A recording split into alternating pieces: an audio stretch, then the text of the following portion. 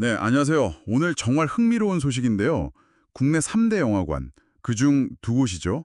롯데시네마랑 메가박스가 합병을 위한 양해각서, 그러니까 MOU를 체결했다는 소식입니다. 네, 이게 또 팬데믹 이후에 극장가가 워낙 어렵다 보니까요. 맞아요. 그런 상황에서 나온 빅딜 논의라서 더 주목받는 것 같고요. 여러분이 보내주신 자료들 보면서 이게 어떤 의미인지 핵심만 좀 짚어보겠습니다. 네, 좋습니다.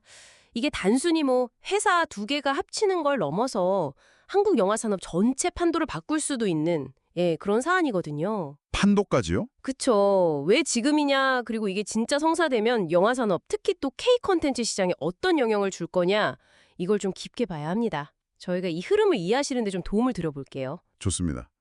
자료를 보니까 그 배경에는 역시 팬데믹 이후에 관객 수가 확 줄고 또 집에서 보는 OTT가 확 뜨면서 이런 환경 변화가 크게 작용한 것 같아요. 그렇죠. 생존 전략인 셈이죠. 네, 각자 활로를 찾다가 그 롯데그룹이랑 중앙그룹 양쪽 모회사 최고위층에서 이럴 바엔 합치자 뭐 이런 공감대가 생기면서 급물살을 탔다 뭐 이런 얘기가 있더라고요. 네네, 그런 얘기가 있었죠.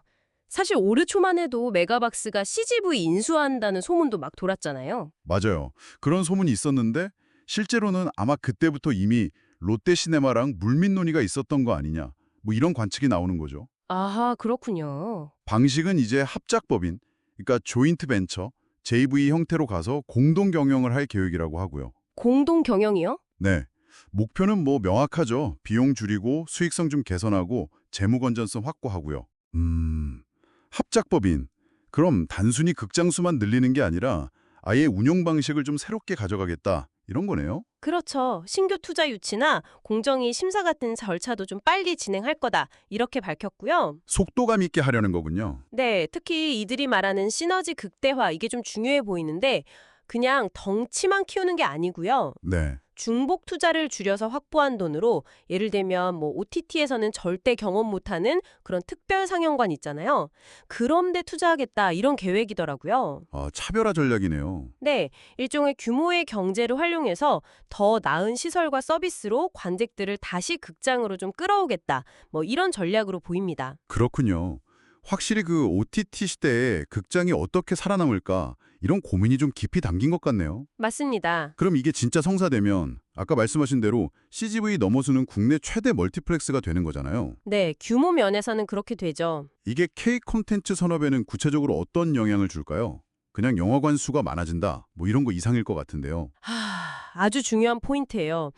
합병된 회사는 이제 스크린 수가 그냥 많은 걸 넘어서 영화 투자나 배급 시장에서도 엄청난 힘을 갖게 될 가능성이 커요. 힘이라면 구체적으로 어떤? 그러니까 자기들이 투자하거나 배급하는 영화에 더 많은 상영관, 더 좋은 시간대 이런 걸 배정할 수 있는 힘? 뭐랄까 협상력이 훨씬 세지는 거죠. 아, 이게 긍정적으로 보면 좀 큰 돈 들어간에 한국형 블록버스터 영화 제작이 더 활발해질 수도 있어요. 왜냐하면 안정적인 상영관 확보가 좀 더 쉬워지니까요. 예를 들어 작은 영화들이나 뭐 다양상 영화 같은 거요? 정확히 보셨어요. 그게 바로 이제 시장 지배력 확대의 다른 얼물이죠. 거대 배급망을 가진 곳이 시장을 꽉 쥐게 되면 아무래도 좀 돈 되는 대작 영화 위주로 투자가 쏠릴 수 있거든요. 그럴 수 있겠네요. 그럼 이제 좀 새롭고 실험적인 저예산 독립영화나 예술 영화들은 관객 만나기가 더 어려워질 수 있다. 이런 우려가 당연히 나오죠.